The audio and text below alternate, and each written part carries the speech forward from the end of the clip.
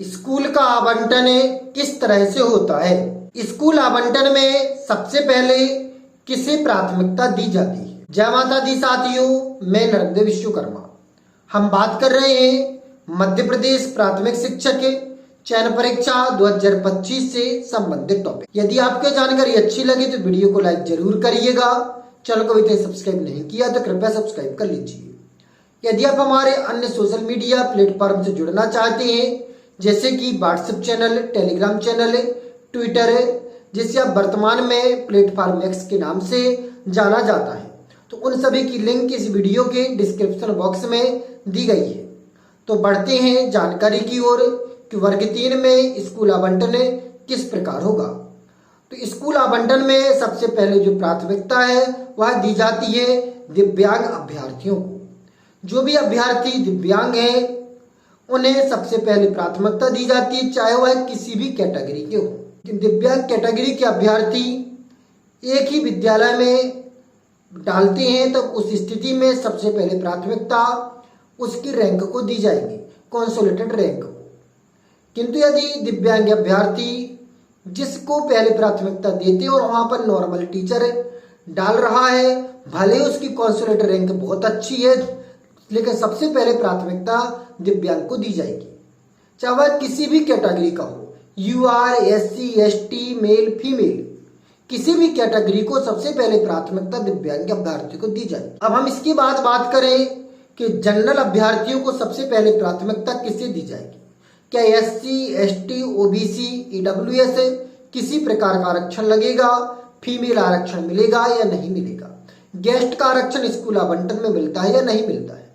तो हम आपको स्पष्ट कर दें, ना तो स्कूल आवंटन में गेस्ट आरक्षण मिलता है, ना ही एससी, एसटी, ओबीसी या फीमेल आरक्षण मिलता है। सबसे पहले प्राथमिकता दी जाती है कंसोलिडेटेड रैंक की, अर्थात जिसकी कंसोलिडेटेड रैंक सबसे अच्छी होगी सबसे पहले उसी को प्राथमिकता दी जाएगी।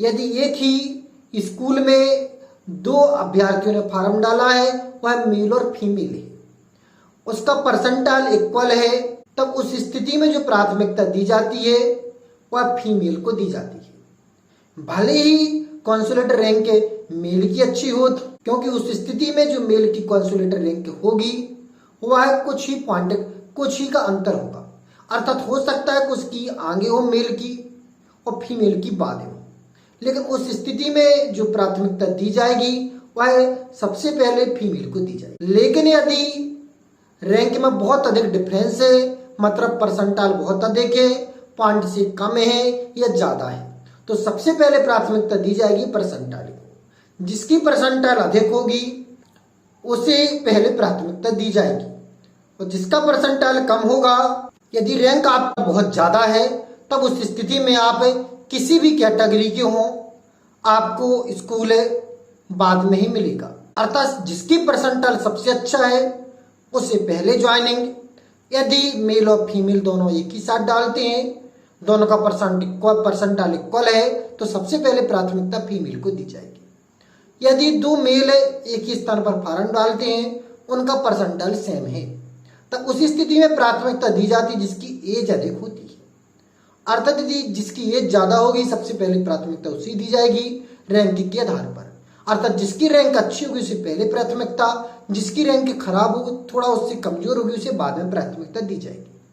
तो इसमें स्कूल आवंटन में किसी भी प्रकार का कोई भी आरक्षण नहीं लगता, ना तो एससी, एसटी, ओबीसी, ईडब्ल्यूएस, ना ही फीमेल, ना ही गेस्ट फैकल्टी का आरक्षण। यहाँ पर सबसे पहले प्राथमिकता मिलती है रैंक परसेंटाइल को। उम्मीद करते हैं कि आपको जानकारी अच्छी लगी है। यदि अच्छी लगी तो वीडियो को लाइक करिए, चैनल को अभी तक सब्सक्राइब नहीं किया तो कृपया सब्सक्राइब कर लीजिए।